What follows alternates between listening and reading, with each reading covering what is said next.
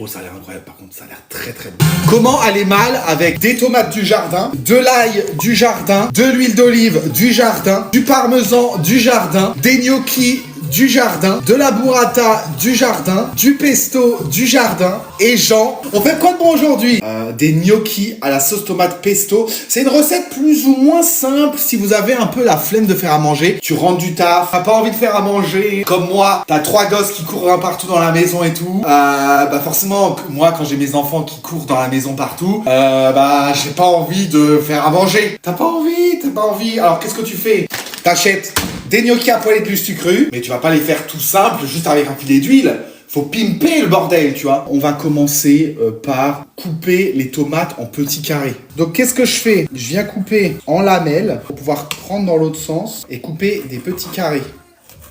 Ok. Et ça, vous avez l'habitude. Hein. Une fois qu'on a fait ça, on va faire chauffer une poêle avec un filet d'huile d'olive. Alors je mets un peu d'huile d'olive dans ma poêle et dans l'autre aussi. Ici, deuxième poêle, filet d'huile d'olive aussi. Ici, dans cette poêle-là, c'est la poêle de la sauce. À côté, c'est la poêle des gnocchis. Dans la poêle de la sauce, tac, je mets l'ail à l'intérieur et on compresse.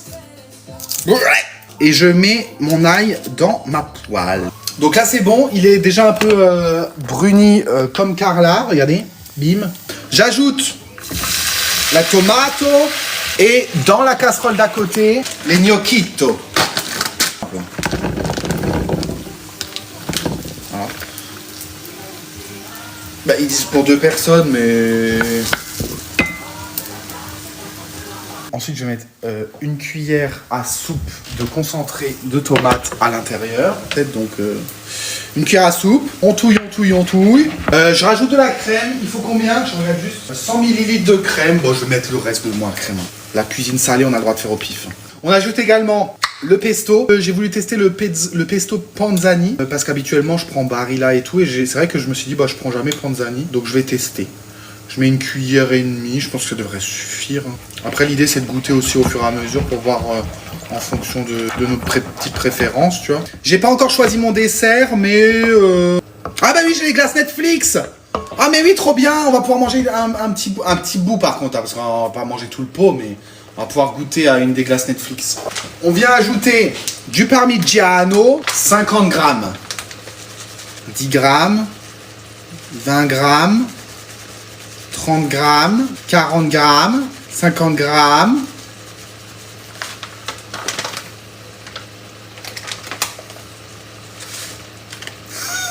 Merde. Ça va être bon les gnocchis.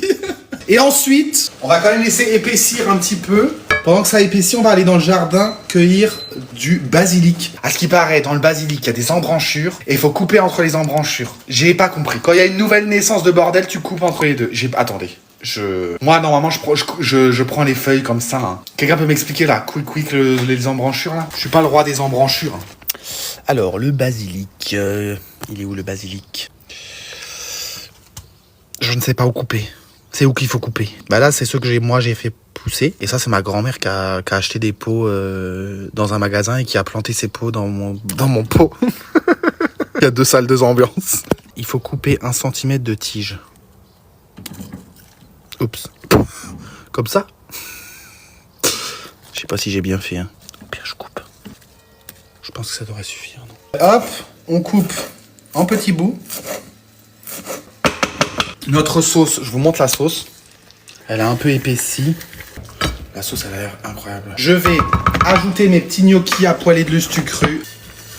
Et là, ça va bien accrocher. Vous prenez une petite assiette creuse comme ça. Donc, je vais en mettre dans, bien évidemment, ma casserole. Oh, ça a l'air incroyable. Je vais ouvrir ma burrata. J'arrive à l'ouvrir. Oh, purée. Attendez, je vais essayer de la sortir pour vous la montrer quand même. Mais elle a l'air ultra crémeuse. Regardez ça. Oh mon Dieu! Oh mon Dieu! On va mettre de la burrata sur le dessus du plat, en petite dose. Je viens ajouter le basilico. El basilico. Et ensuite, ça, c'est ma petite touche perso. Un petit filet d'huile piquante. Parce que ça va ramener un petit peu de piquant. Oh, ça a l'air incroyable par contre. Ça a l'air très très bon. Ça donne très envie en tout cas. Allez, à la vôtre santé. Hein. Ah, avec ce petit filet de piquant là, c'est incroyable. Oh, c'est trop bon. Les gnocchis sont maison? Oui, oui. La maison d'à côté. C'est Charles qui habite à côté. Charles Leclerc.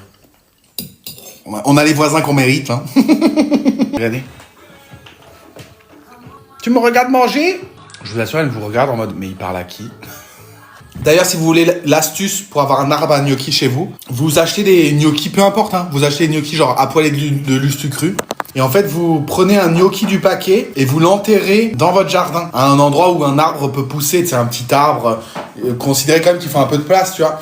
Plantez votre gnocchi au fond du jardin et l'année suivante, il commence déjà à y avoir des petites pousses, mais c'est seulement au bout de la 2e année que vous pourrez avoir des gnocchis. Moi, j'ai acheté un arbre à gnocchi chez Truffaut. Oui, ou ça. Mais j'ai juste que d'acheter un arbre à gnocchi chez Truffaut ou chez Gamme Vert ou un truc comme ça. En fait, c'est plus cher que si tu mettais juste un gnocchi dans ton jardin. Tu vois. Alors attendez, ça risque de bugger parce que je vous emmène avec moi chercher la glace. Oh, j'ai eu peur, la porte était ouverte. Alors, qu'est-ce qu'on a comme glace? Une glace Netflix Scoop Sanoy Peanut. Sinon, on a cheesecake, triple chocolat. C'est quoi qui s'est éteint? Ou menthe. Le menthe, non, je vais pas spoiler en fait.